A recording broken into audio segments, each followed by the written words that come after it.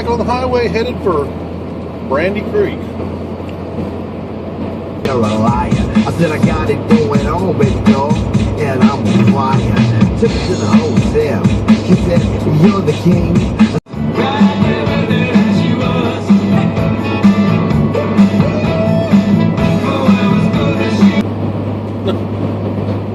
Man, this trip's flying by. Feels like I've been driving for about 30 minutes from Indianapolis, and I'm like, I don't know, 16 miles out of Louisville, Kentucky. And I just saw a billboard, some kind of massive underground bicycle riding park. I wonder what's going on there. I mean, was it a salt mine, or I mean, how do you have a huge underground structure for a bike park? Sounds like it'd be an interesting place to visit. Well, I'm feeling pretty good. Getting Indiana out of the way. We'll see you again when we're in Kentucky. Louisville's mega underground caverns with zip lines. Wow, this must be some cavern structure. So now we know what the nature of the cavity is. Some kind of natural occurring cavern. I've never been in a cool cavern before. I wish to visit. A couple little ones I saw signs to off the side of the road in Ohio one time, and it was not impressive. There were no stalactites, stalagmites, no cool rocks. It was just like walking down into a confining hole. Made you wonder if someday people visiting it would be buried there when an earthquake happened or something. I don't know. I would love to go see one of these really beautiful caverns. At least once, bucket list item. Well, here we are. Exit 1 mile ahead, so we're 2 miles from the river. I guess this is the Albany area, I believe. Got a friend that lives down here. Man, I found a cool old benchtop drill press. I think it was a Warner's Swayze. And trying to make arrangements, because my friend was coming up to Dayton coming up to Toledo for the Toledo show, Toledo Model Airplane Show, where I would have a booth. He lives right here, and I was going to send him over to pay the guy and pick it up, and I would have a good benchtop drill press to replace my Harbor Freight grade one that I have. And the guy quit communicating with us. And I don't know whether he sold it or he maybe thought we were scammers or something. I don't know. I don't know. I mean, I need your address so I can send a guy over with cash to pick up the drill press. I mean, I don't know. Is that what a scammer sounds like? He probably just sold it. It was a little too rude to say, hey, sorry, dude, I sold it. But I've had my heart broken on a press, so I'm still hunting. I want something a little older than a Delta Rockwell, something a little more classic. Wow, looks like the bridge. Let's see if I can turn the camera around. I've got the resolution set really low since we're recording in the dark, and it doesn't really matter.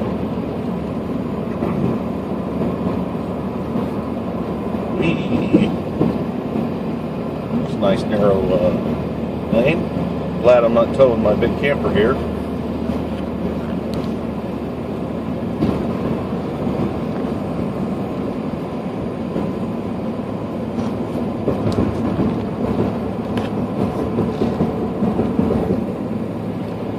I saw some colorful lights. Wonder what happened to them. Oh, there they are. There they are.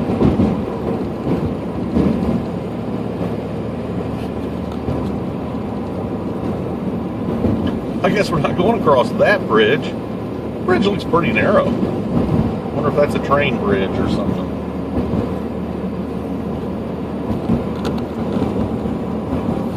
Looks nice. As does downtown Louisville. Some kind of golden lit up dome there. In 0.6 miles, exit right, then keep left. Going over the bridge. Exit right and keep left. Wow. Guess I need to get over. Yes, 64 east to Lexington. So when I get to Lexington, I'll be on the ever familiar I-75. Probably be wide awake until I get there. A little more interesting driving south, coming out of Indianapolis on 65. I don't know that I've ever driven that piece of road south.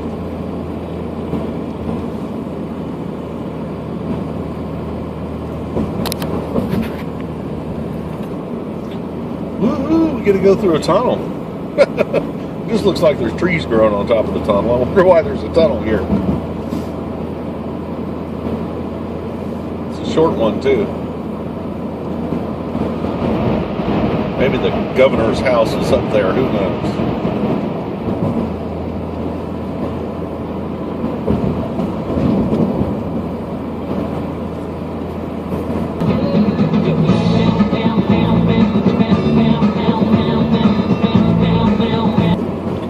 Looks like we got 67 miles to Lexington.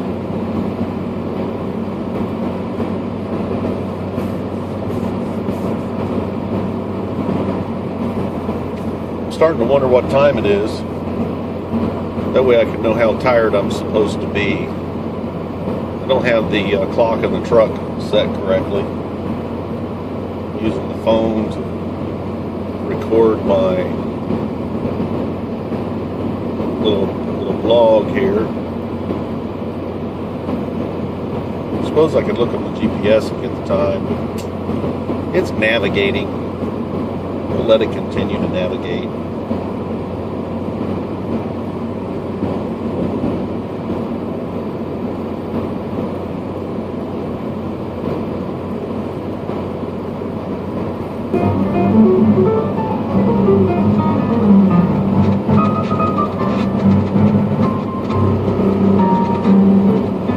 Man, you know it's late when they're putting classical music on the radio.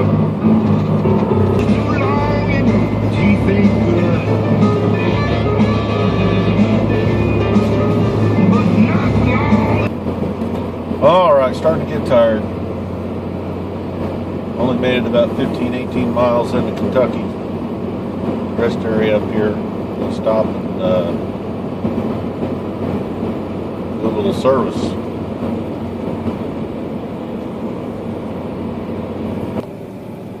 Oh, feels much better. Splash some water on my face. Nice little wake-up shot. I don't know if little Miss Garmin's going to take me all the way to 75 on, what is this, 64? I forget.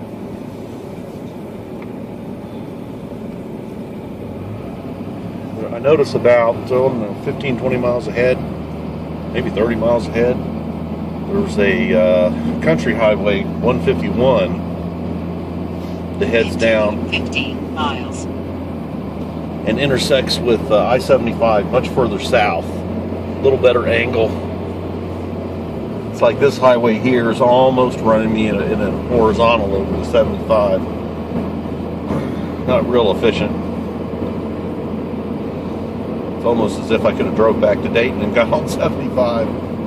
That's better than that.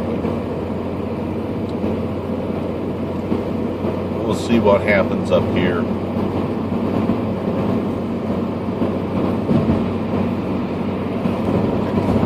About 25 miles out of Lexington. Been seeing all kinds of brown signs, state historic sites, different Kentucky's distilleries, bourbon distilleries. There's a bunch of them on this road. I never was a fan of any kind of hard liquor until I had a tour of the Jack Daniel's distillery. Man, you get to smell that mash. Boy, that is a place full of wonderful, wonderful aromas. Now I appreciate bourbon. That's the only thing I rarely ever imbibe in any. But I keep an assortment on hand. And to me, that's a glass of bourbon is like I guess the closest thing I can compare it to is when I see someone who enjoys a fine cigar over a number of hours. Double shot of bourbon, just to sip on for 2 or 3 hours is just wonderful. Great thing to put in the workshop. Just a beautiful flavor.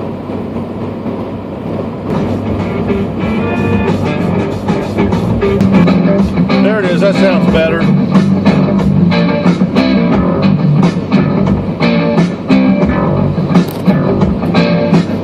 Rear speaker action.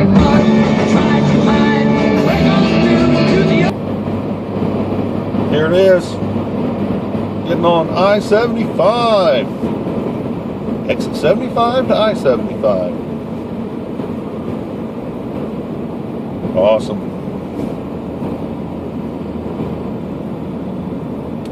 Recalculating. Ooh, that's a very tight ramp. Drive 2 Had to check it out there. I was flying. Exit right. We are going all the way around. Oh, wow, okay. That's almost got me turned around. I have to get out the compass.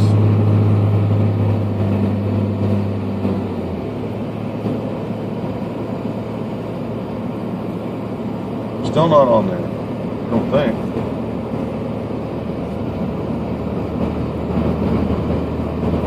There we go. We're entering I-75 with a left entrance ramp. Obey all traffic signs.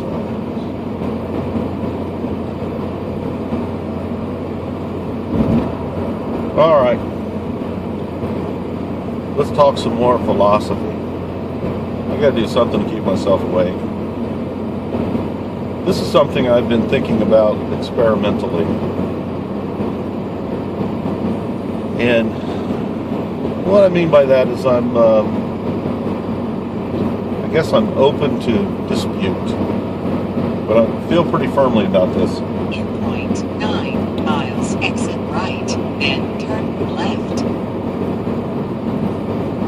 And that is, I don't believe in special people with special rights. How is it that a person becomes a special person with special rights? I feel we're all the same. Now, there might be someone who's special to me emotionally or special to you. That's not what I mean. Exit right. Exit right?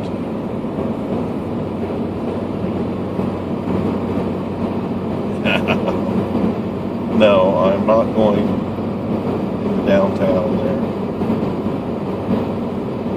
Drive 0.4 miles, then turn left. What is this thing wanting me to do? Recalculating. It's wanting me to get off at Ironworks Drive Pike 4.9 and go into downtown miles, Lexington. then exit right.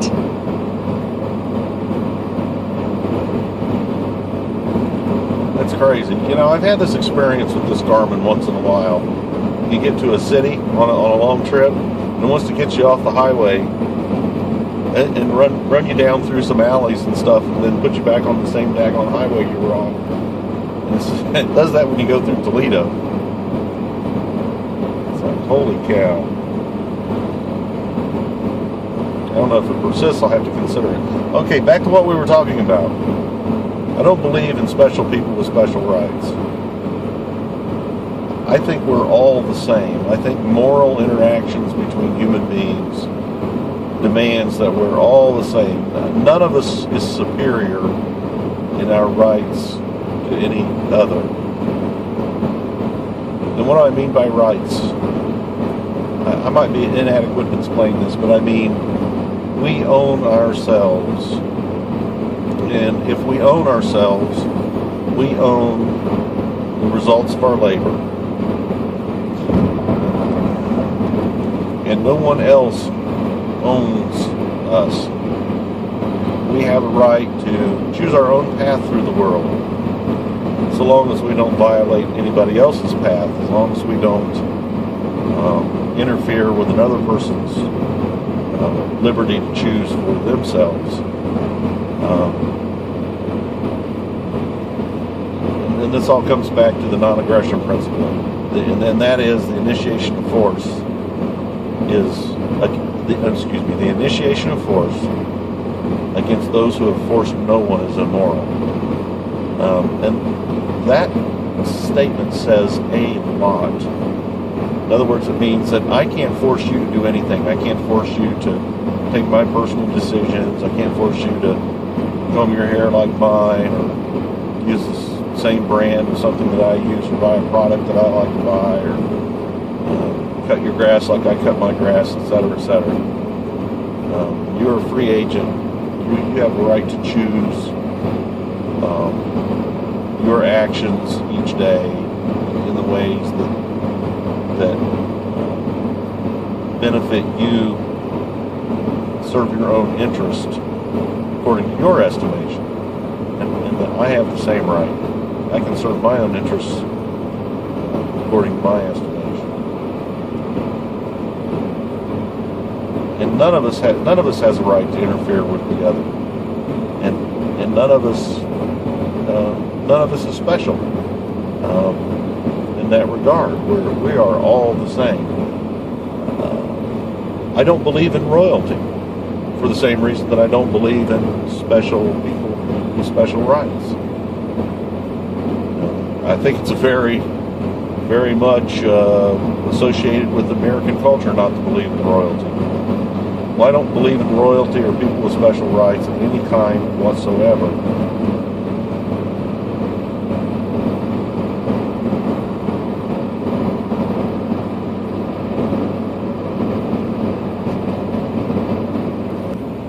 Alright, I'm dumber than hell. I just figured out what's going on. Somehow or another I took the wrong Y at the ramp, the wrong fork in the road. Took the road less traveled. Turn left. And I'm heading north back towards home instead of south where I need to go. So Little Miss Garmin is right after all. Need to pay attention. Well, I didn't go far, only a couple miles there. Woo! 75 south towards Lexington. Yes, that's what we want. Wow. I'm glad I did not persist in that course of action for a long period of time. And it would have sucked to see the Ohio River. It's amazing. They mentioned O'Hare on the radio here. I've been skipping around on AM. I'm all the way down in Kentucky, and I can listen to Chicago radio at night. That's a common thing in Ohio. You can hear Chicago radio at night. It's amazing how skip and the atmosphere works. And, you know, when the sun's down, you sure listen to places a lot farther away. Well, it's past Lexington. It's about 1 o'clock. A few minutes till 1. And my arrival time says 3:28. Must have went about 6 miles the wrong way because it cost me about 12 minutes on my arrival time.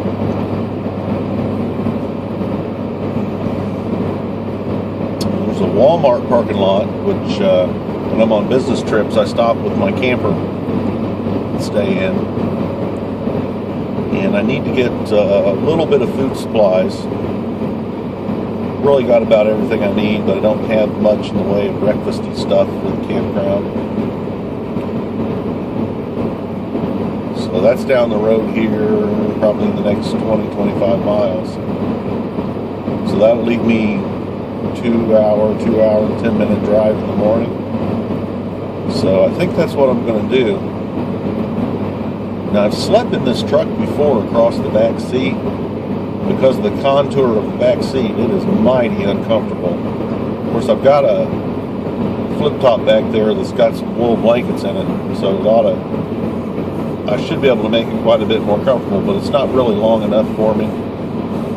The truck's only about 6 feet wide, so with the thickness of the doors, it's shorter inside than I am tall. I'm 5'11" and a half. So I think I'm going to do something that I always imagined I would do when I bought this truck and this carpet bed liner and this nice cab with vents and stuff in it. I always thought I would camp in the cab. Never did it before, so I think that's what I'm going to do. I didn't really load it for that purpose, but I've got a shelf in there, and I can get pretty much everything on the left side of the bed up on the shelf. And I think that's what I'm going to do. I'm going to call it a night, camp in there. I'm still really alert and driving well.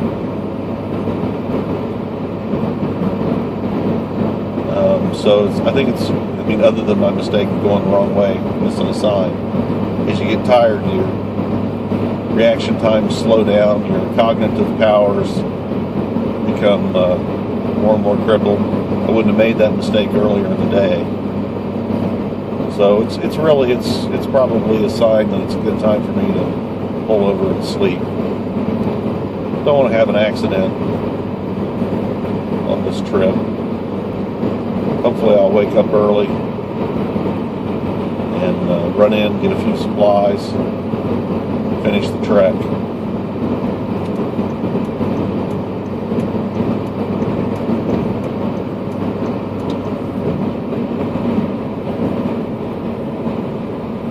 Make sure I have a safe trip and a safe journey.